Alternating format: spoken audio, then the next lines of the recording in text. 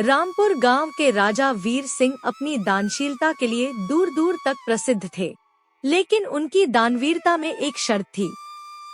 एक ऐसा सवाल जिसका उत्तर देना ही पड़ता। जो भी उनके प्रश्नों का उत्तर देता उसको मुंहमांगा इनाम देते, और जो उत्तर नहीं देता उसको कुछ नहीं मिलता।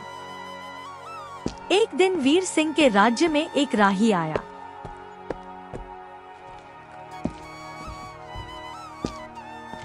महाराज, मैं एक राही हूँ। मेरा नाम मनोज है और मैं बहुत दूर से आया हूँ। रास्ते में लुटेरों ने मेरा धन लूट लिया। अब मेरे पास न रुकने का स्थान है, न भोजन का प्रबंध। क्या आप मेरी कुछ सहायता कर सकते हैं? अरे हाँ हाँ, क्यों नहीं भाई, मैं जरूर सहायता कर सकता हूँ, लेकिन मेरी एक शर्त है। शर्त? कैसी शर्त महाराज? तुम्हें मेरे एक सवाल का उत्तर देना होगा। यदि सही उत्तर दिया तो न केवल धर्मशाला में स्थान मिलेगा, बल्कि मुंह मांगा धन भी मिलेगा। जी, पूछिए महाराज, मैं पूरी कोशिश करूंगा। तुमने कहा कि तुम एक राही हो, परंतु इस संसार में केवल 2 यात्री होते हैं। अब बताओ, वे 2 यात्री कौन कौन हैं? मनोज बहुत देर तक सोचता है।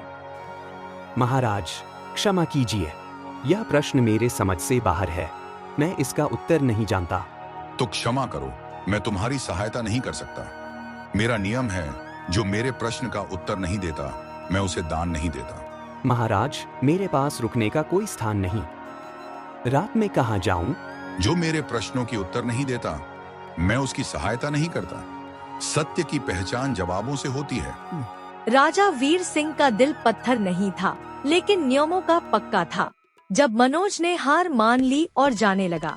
रुको, मैं तुम्हें दान नहीं दे सकता, लेकिन तुम मेरे महल में एक रात के लिए आश्रय पा सकते हो।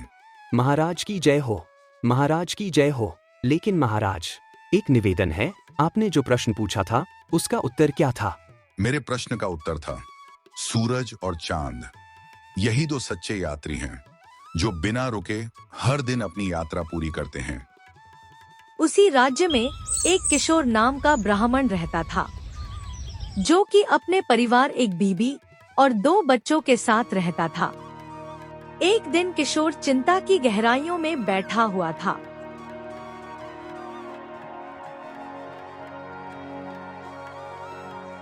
क्या हुआ जी?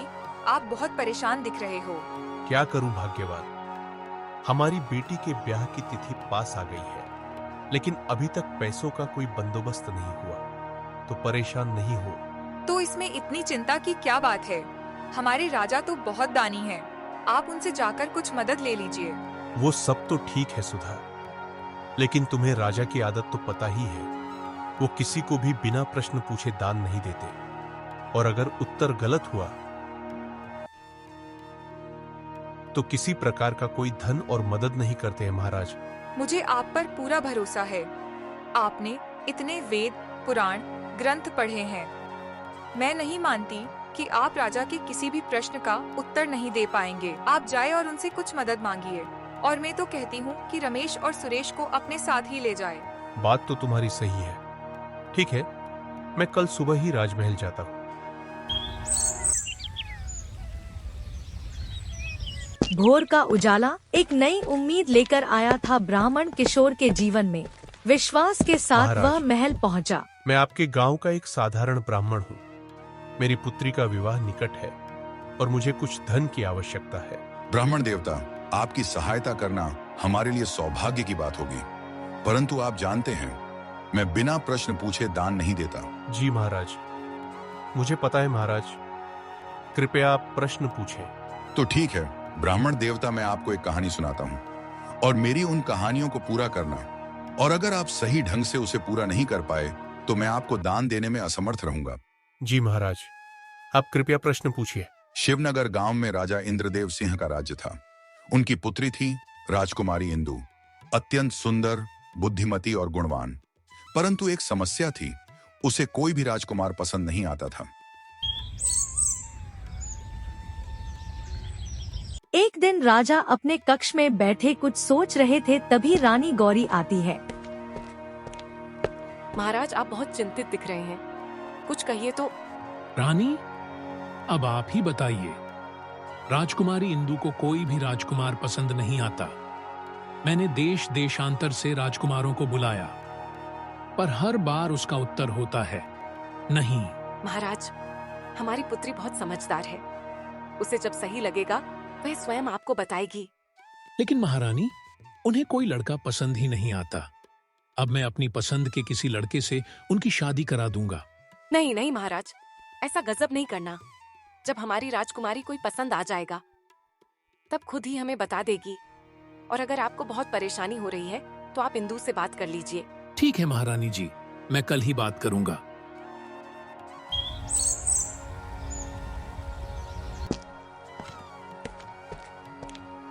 बेटी इंदु, हमने तुम्हें इतने राजकुमारों से मिलवाया, परंतु कोई पसंद नहीं आया। क्या मैं तुम्हारे लिए एक स्वयंवर रखवा दूं? स्वयंवर? नहीं पिताजी, मैं किसी को केवल उनके वस्त्रों या नाम से नहीं परख सकती। मुझे स्वयं पता होना चाहिए कि कौन मेरे लिए सही है। नहीं नहीं राजकुमारी, अब और इंतजार नहीं। तो अब निर्णय मैं लेता हूं। कल मैं 4 राजकुमारों को बुला रहा हूं, अलग अलग क्षेत्रों से। तुम उनमें से जिसे भी पसंद करोगी वही तुम्हारा वर होगा। ठीक है पिताजी, अगर उनमें से कोई पसंद नहीं आया तो मैं नहीं करूंगी। ठीक है राजकुमारी।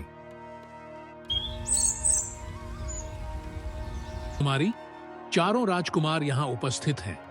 अब समय है कि तुम इन्हें देखो, जानो, परखो और निर्णय लो। आज तुम्हें इनमें से किसी एक को चुनना ही होगा।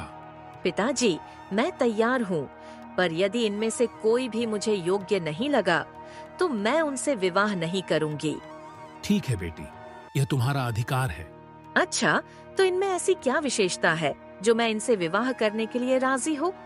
पहले राजकुमार बताइए, आप में क्या विशेषताएं हैं? महाराज, मैं वस्त्र व्यवसाय से जुड़ा हूँ। जो धन कमाता हूँ उसका एक हिस्सा देवताओं को अर्पित करता हूँ, एक हिस्सा स्वयं पर खर्च करता हूँ, एक हिस्सा भविष्य के लिए बचाता हूँ और एक हिस्सा अपनी भावी पत्नी के लिए सुरक्षित रखता हूँ। यह संतुलन केवल मुझे आता है। अगर राजकुमारी मुझसे विवाह करेंगी तो कभी आर्थिक तंगी नहीं झेलेंगी। अब आप बताइए। महाराज, मैं सभी पशु पक्षियों की भाषा जानता हूँ। मैं उनकी बातें समझता और बोल भी सकता हूँ। ये कला मुझे अद्वितीय बनाती है। और आप? मुझे वेद, उपनिषद और पुराणों का गहन ज्ञान है। यदि चाहें तो आप मेरी परीक्षा ले सकते हैं। अभी नहीं, समय आने पर अवश्य। महाराज, पशु पक्षियों की आवाजें निकालना कोई बड़ी बात नहीं, और धार्मिक ग्रंथों का ज्ञान भी आजकल बहुतों के पास है। धन का प्रबंधन भी कोई अनोखी बात नहीं रही। मैं सोचता हूं कि केवल विशेषताओं से नहीं, बल्कि सोच और दृष्टिकोण से ही एक जीवन साथी को परखा जाना चाहिए। लेकिन जो मुझ में विशेषता है वह बहुत कम लोगों में देखने को मिलती है। मैं शब्द भेदी बाण चलाना जानता हूं और मेरा निशाना बिल्कुल सटीक लगता है। जहां से भी आवाज आती है मैं वहीं पर बाण चलाता हूं और मेरा निशाना आज तक नहीं चुका। तो बताए ब्राह्मण देवता, राजकुमारी उन 4 राजकुमार में से किसके साथ विवाह करेगी? राजकुमारी बहुत ही बुद्धिमान है, तो वो अगले दिन राजकुमारी, अब समय आ गया है। बताओ, तुमने इन 4 में से किसे अपने जीवन का साथी चुना है? जी पिताजी, मैंने बहुत सोच समझकर निर्णय लिया है। पहले प्रतिद्वंदी एक शिल्पी है, धन के प्रबंधन में कुशल। दूसरे पशुओं की भाषा जानते हैं, एक विशिष्ट कला। तीसरे ब्राह्मण हैं, वेद पुराणों के ज्ञानी। लेकिन चौथे वे क्षत्रिय हैं, जो शब्द भेदी बाण चलाने की दुर्लभ कला जानते हैं।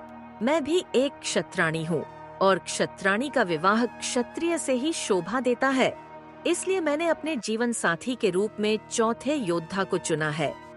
राजा अपनी पुत्री की बुद्धिमत्ता को देखकर बहुत खुश हो जाते हैं और उनका विवाह चौथे लड़के यानी जो क्षत्रिय था उनसे करवा देते हैं। वाह, अति उत्तम ब्राह्मण, देवता मान गए आपके ज्ञान को। हाँ तो रमेश, अब तुम्हारी बारी। मानिकपुर गांव में रमन नाम का एक किसान अपनी बूढ़ी माँ के साथ रहता था। वो दिन भर खेती मजदूरी करके गुजारा करता।